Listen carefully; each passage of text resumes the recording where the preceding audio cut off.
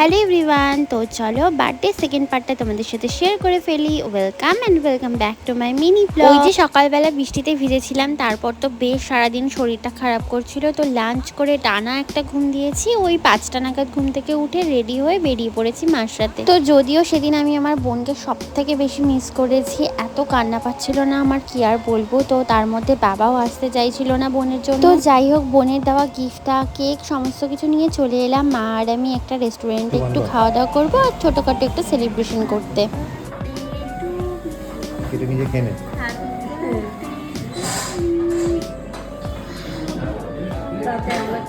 তো সত্যি কথা বলতে সেই দিনটা আমি আমার ফ্যামিলির সাথে কাটাতে বেশি পছন্দ করি, যদিও বোন আর বাবাকে আমি খুব মিস করেছি। তো যাই হোক, আমার একটা বন্ধু এসে আমাকে কিছু ফটো আর ভিডিও করে দিয়েই চলে গেছে। ওকে এত রিকোয়েস্ট করলাম একটু খেয়ে দিয়ে যা, না কিছু না খেয়েই চলে গেছে। তো আমরা খাওয়া দাওয়ার জন্য অর্ডার দিয়েছিলাম মালাই টিক্কা কাবাব আর সাথে মিক্সড ফ্রাইড রাইস, আর দিয়েছিলাম চিলি চিকেন।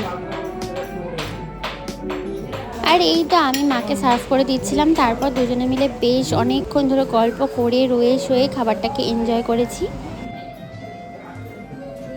আর এই ড্রেসটা পরার পর তো হোয়াটসঅ্যাপে আমার অর্ধেক লোকের বেশি জিজ্ঞাসা করেছে যে এটা আমি কোথা থেকে নিয়েছি। এটা নিয়েছি আমি সাভানা থেকে। তো আমি কমিউনিটি পোস্টে এই ড্রেসটার লিঙ্ক দিয়ে দেবো, তোমরা একটু চেক করে নিও। আর এই মালাই টিক্কা কাবাবটা এত ভালো খেতে ছিল, আমি তো এক্সপেক্টই করিনি যে এতটা সফট হবে, ভীষণ ভালো ছিল। আর তারপরেই তো রাইস আর চিলি চিকেনটাও সার্ভ করে দিয়েছে, আর বেশিক্ষণ টাইম ওয়েস্টও করেনি, খুব তাড়াতাড়ি সার্ভিস দিয়ে দিয়েছে। আর এই যে এই ড্রেসটা আর আজকের লুকটা নিয়ে তো আমি পুরো অবসেসড হয়ে পড়েছি। এত ভালো এসেছে লুকটা, আমি তো এক্সপেক্টই করিনি যে এতটা সুন্দর লাগবে।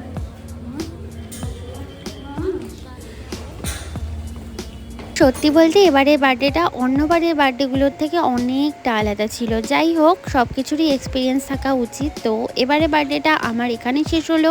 এরপর তো আমরা টোটো করে বাড়ি চলে এসেছি। তো আজকের ভিডিওটা আমি এখানেই এন্ড করছি। যদি তোমাদের ভালো লেগে থাকে তাহলে please do subscribe. Tata bye, thanks for watching.